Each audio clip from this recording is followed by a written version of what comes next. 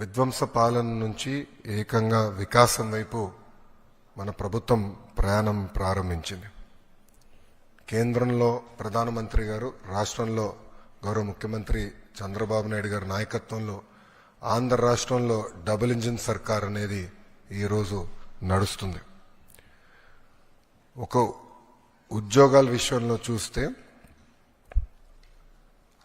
Mega DSC ఏర్పాటు చేసి ఏకంగా 16,347 పోస్టులు ఈరోజు ప్రజాప్రభుత్వం భర్తీ చేస్తుంది.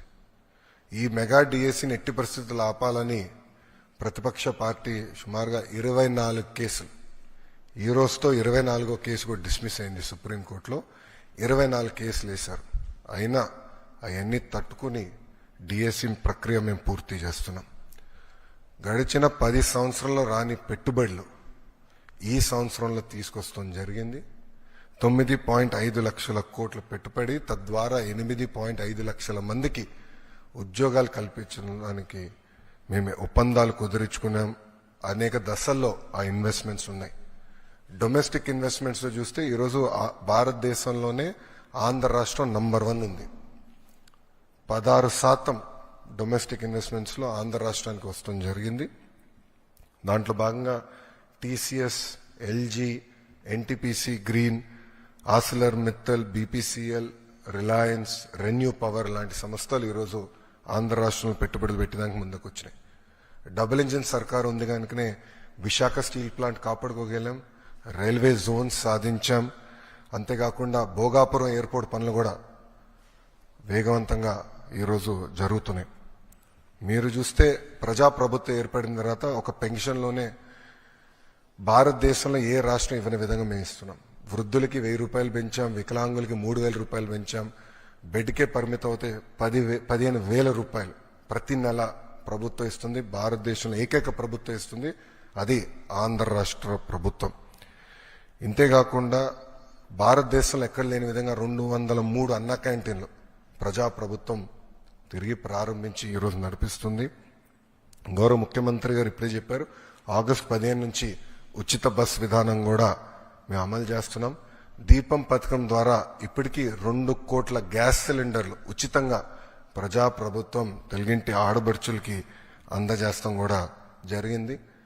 దాంట్లో కొన్ని సవరణలు తీసుకొచ్చి ఏకంగా ఆ డబ్బులు డైరెక్ట్గా మహిళల అకౌంట్లో కూడా వేయాలని ఒక నిర్ణయం కూడా ప్రభుత్వం తీసుకుంటాం జరిగింది.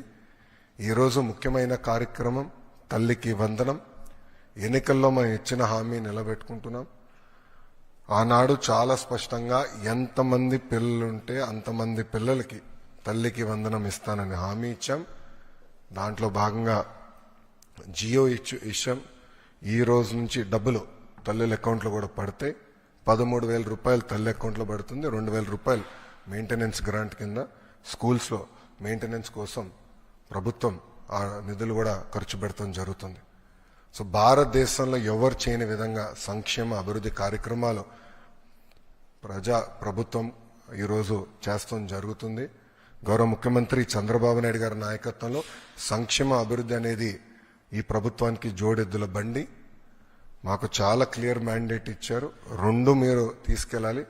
ఒక పక్కన ఉద్యోగాలు, ఉపాధి, అభివృద్ధితో పాటు సంక్షేమం కూడా చేస్తూ ప్రజలు ఏ ఆస్తి అయితే ఈ కూటమిని 94% సీట్లు ఇచ్చి గెలిపించారో ఆ ఆశని మనం నిలబెట్టుకోవాల్సిన బాధ్యత, నెరవేర్చాల్సిన బాధ్యత మా పైన ఉందని కేబినెట్ మీటింగ్లో కూడా గౌరవ ముఖ్యమంత్రి గారు చెప్తాం జరిగింది. సో ఈ తల్లికి వందనం కింద దాదాపు 60% కుటుంబాలలో 2 కన్నా ఎక్కువ మంది పిల్లలు ఉండటం జరుగుతుంది. సో వాళ్ళకి 2 ఉంటే 26,000, 3 ఉంటే దేర్ ఆఫ్ డబ్బులు వస్తాయి. సో ఆటోమేటిక్గా ఆ డబ్బులు వాళ్ళ అకౌంట్లో పడటం జరుగుతుంది.